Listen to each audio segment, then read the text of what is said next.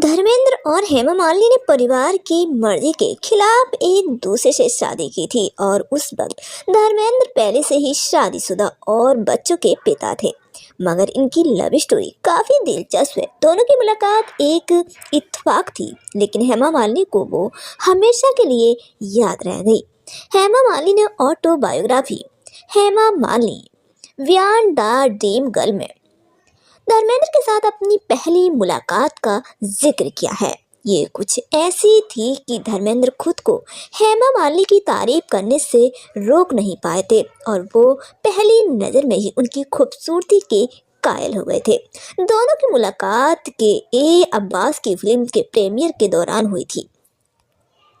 हेमा मालिनी ने बताया था कि प्रोड्यूसर अनंत स्वामी की माँ ने उनकी माँ से कहा था कि अगर उनकी बेटी मशहूर होना चाहती है तो उन्हें प्रीमियर में जाना शुरू करना होगा।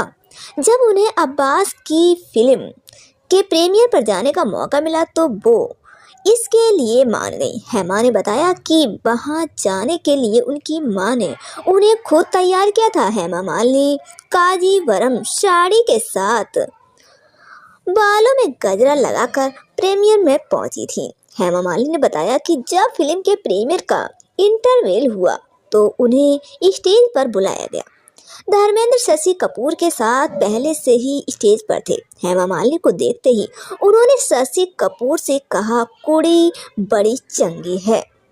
हेमा मालिनी ने किताब में बताया है कि उन दिनों मैंने राज कपूर के साथ फिल्म सौदागर की थी जो रिलीज नहीं हुई थी।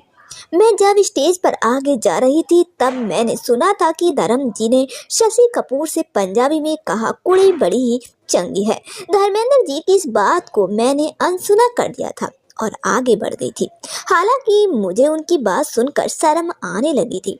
उस दिन मुझे उन दोनों के साथ स्टेज पर परिचित कराया गया था और मुझे राज कपूर की ड्रीम गर्ल कहा गया।